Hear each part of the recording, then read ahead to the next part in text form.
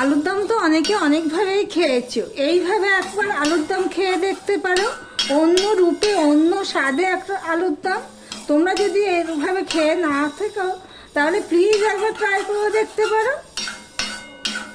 তার জন্য ভিডিওটা পুরোটা দেখতে হবে আমি কি দিয়ে করছি। বন্ধুরা, আপনারা দেখছেন কুকিং হাউস অফ অনিমা। দেখতেই পাচ্ছ একটা বাটিতে আমি আলুগুলো, ছোট আলুগুলো কেটে সিদ্ধ বসিয়ে দিয়েছি। এই দিয়ে আমি একটা রেসিপি বানাবো, সেটাই তোমাদের সাথে শেয়ার করব। আলুর দম নয়, কিন্তু আবার আলুর দমও। দেখতে থাকো বন্ধুরা আমি কি দিয়ে করছি। ছোট আলুটা একটুখানি তেল দিয়েছি, ধোঁয়া উঠছে, তার মানে কড়াইটা গরম হয়ে গেছে। নতুন রাঁধুনি যারা, তাদের উদ্দেশ্যে এই কথাটা বললাম। এবার দিয়ে দিলাম সর্ষের তেল। এই পর্যন্ত যারা ভিডিওটি দেখছো লাইক করে কন্টিনিউ করো। এবার আমি এখানে নুন দিয়ে দিলাম।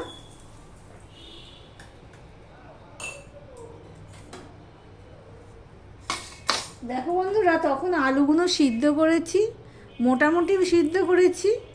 একদম এমন সিদ্ধ করেছি যে যাতে গলেও না যায়, আবার শক্তও না থাকে। হ্যাঁ, আজকে আমি রান্না করব মাছের মাথা দিয়ে, তাই জন্য আমি 2 পিস রুই মাছ ভেজে নিচ্ছি।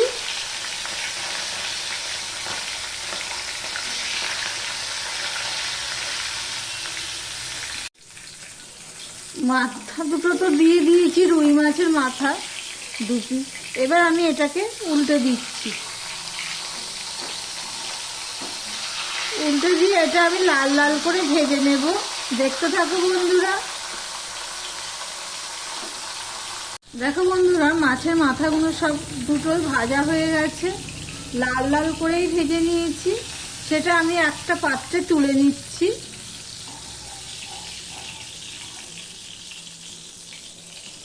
এখানে যা তেল আছে, এই তেলের মধ্যে এবারে সিদ্ধ করা আলুগুলো ভেজে নেব। আলুগুলো কিন্তু আমি নুন হলুদ কিছুই দিইনি, সিদ্ধ করার সময় নুনও দিইনি।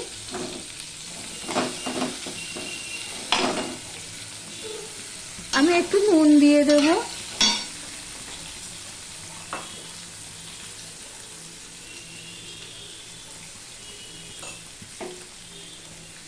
আর সামান্য একটু হলুদ দিয়ে দিলাম।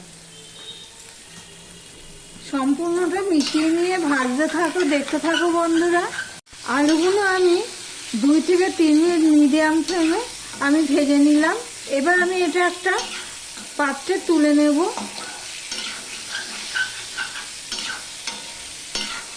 দেখো বন্ধুরা, আর বাটিতে আমি তুলে নিয়েছি। এখানে যা তেল আছে তার মধ্যে আমি সামান্য একটু তেল দেব, কেননা মাছের মাথাও ভাজা হয়ে গেছে আর আলুও ভাজা হয়ে গেছে।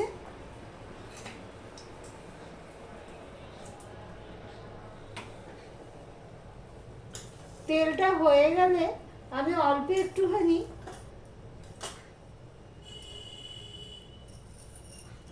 এই 1/2 চামচের মতন হবে 5 ফোড়ন দিয়ে দিলাম।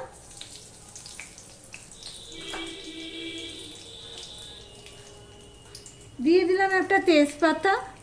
আর এখানে দেখো আমি 2টো এলাচ আর 3 টুকরো দারচিনি নিয়েছি, সেটাও আমি দিয়ে দিলাম।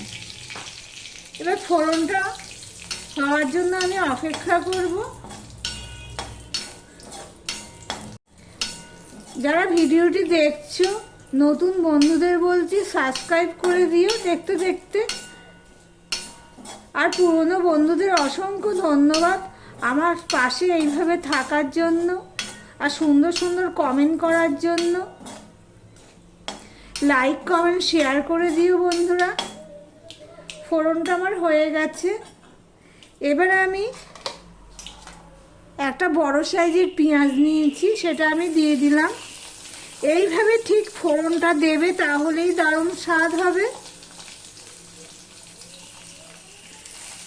আর দিয়ে দিচ্ছি 4-5টা কাঁচা লঙ্কা চিড়ে রেখেছিলাম, সেটা আমি দিয়ে দিলাম।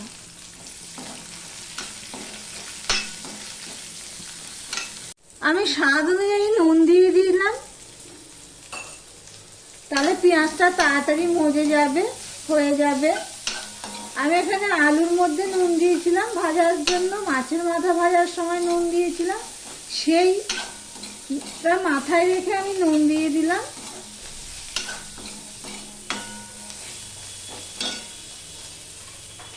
এবারে দেখো এখানে 1 চামচের মতো আদা পেস্ট আর একটা টমেটো কেটে রেখেছিলাম, সেটাও আমি দিয়ে দিলাম। গ্যাসের ফ্লেমটা আমি মিডিয়ামে দিলাম। এটা হওয়ার জন্য আমি অপেক্ষা করব। দেখো বন্ধুরা, টমেটোটা নরম হয়ে গেছে।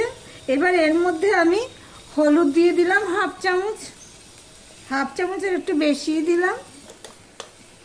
জিরের গুঁড়ো দিলাম 1 চামচ, ধনের গুঁড়ো দিলাম 1 চামচ। আমি যেহেতু কাঁচা লঙ্কা দিয়েছি সেই জন্য আমি লঙ্কার গুঁড়োর পরিমাণটা হাফ চামচের একটু কম দিলাম। একটু জল দিয়ে দিলাম, দিয়ে মশলাটা আমি ভালো করে কষিয়ে নেব। দেখো বন্ধুরা, এখানে আমি 1 মুঠ মটরশুঁটি নিয়েছি, আরও অল্প কটা রয়েছে, সেগুলো আমি দিয়ে দিলাম। আলুর দম তো অনেকভাবেই খেয়েছি, এইভাবে মাছের মাথা দিয়ে একবার খেয়ে দেখতে পারো, একটু অন্য রূপে অন্য স্বাদে আলুর দম একবার ট্রাই করে দেখতে পারো বন্ধুরা। দেখো মটরশুঁটিটা দিয়ে আমার 2 মিনিটের মতন কষিয়ে নিয়েছি। মশলাটা আমার কষানো হয়ে গেছে। এবার আমি দিয়ে দিলাম মাছের মাথা 2 পিস ভাজা। এবার এগুলো আমি একটুখানি ভেঙে দেব।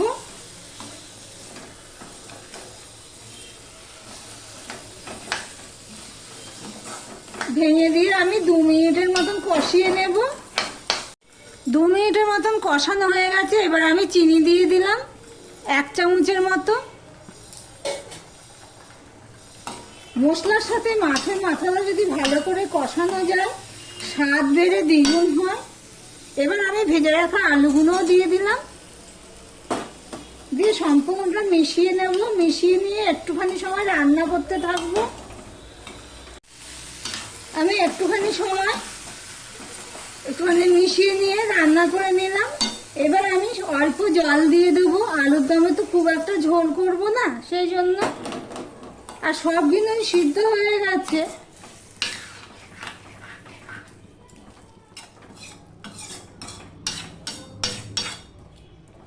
দেখো বন্ধুরা, ঠিক এরকম জল দিলাম গায়ে গায়ে।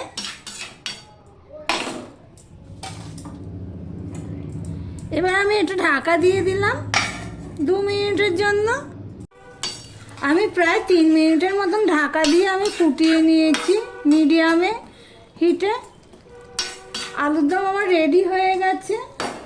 আলুর দম তো এইভাবে, আবার অন্য রূপে আলুর দম তোমাদের কেমন লাগলো কমেন্ট করে জানিও। এবার এর মধ্যে দিয়ে দিচ্ছি ধনেপাতা। ধনেপাতাটা দিয়ে একটু মিশিয়ে নেব। মিশিয়ে নিয়ে আমি গ্যাসটা অফ করে দিলাম। ভিডিওটি আজকের মতন এখানেই শেষ করলাম।